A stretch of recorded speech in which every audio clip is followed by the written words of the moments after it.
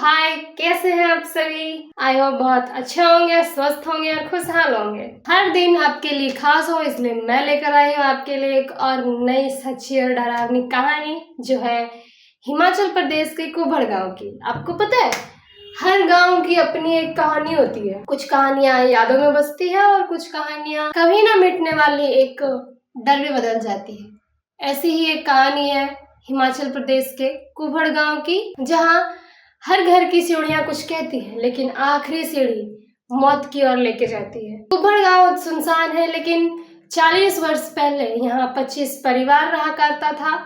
हर घर एक जैसे थे, लकड़ी के दीवार। कुभड़ गांव आज सुनसान है, लेकिन 40 वर्ष पहले यहाँ 25 परिवार रहा करता था।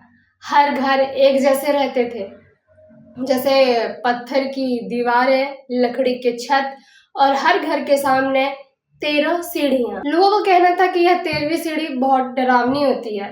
बुजुर्ग कहा करते थे कि इस 13वीं सीढ़ी पर कोई अपना पाँव मत रखना, वरना वो कभी वापस लौट के नहीं आ पाओगे। फिर कुछ समय बाद गांव में एक नया स्कूल टीचर आया, मनीष शर्मा। शहर का था, पढ़ा लिखा था, इसलिए वो इन सब बातों पर विश्वास नहीं रखता था और हंसते हुए कहता है, क्या कभी सीढ़ियां किसी की जान ले सकती है? डर तो इंसान के दिमाग में होता है। शुरुआत के दिनों में सब कुछ सही चल रहा था, लेकिन कुछ समय बाद अजीब सी घटनाएं होने लगी। जैसे रात में मनीष को किसी के चलने की आवाज आने लगी, दीवारों पे खून के अजीब से निशान आते और तुरंत गायब हो जाते।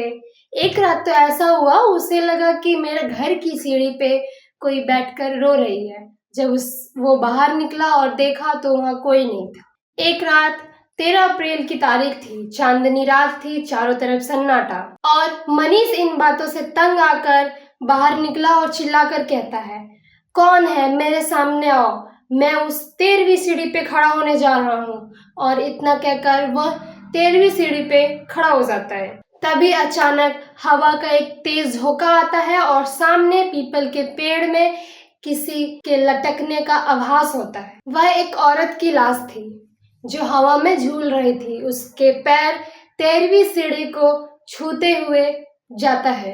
इतना होने के बाद सुबह गांव वालों को मनीष उसी 13वीं सीढ़ी पर बेहोश मिलता है। आंखें सफेद, शरीर बर्फ सा ठंडा हो जाता है। डॉक्टर ने उसे मानसिक रोगी बताया, लेकिन मनीष बार बार एक ही बात को दोहराता, वो सीढ़ी मुझे बुला रही है, वो वापस आएगी। उसके बाद मनीष को शिमला के मानसिक अस्पताल में भेज दिया गया। फिर वो कभी वापस इस गांव में लौट कर नहीं आया। मनीष की घटना के बाद गांव में डर बैठ गया था। हर एक व्यक्ति अपनी 13वीं सीढ़ी तोड़ते गया, लेकिन एक के बाद एक गांव के लोग गायब होने लगे थे। आखिरकार पूरा गांव खाली हो गया और बस वहाँ अब टूटे फूटे घर बचे हैं और हर घर के सामने अधूरी सीढ़ियां 12 पर रुकती हुई।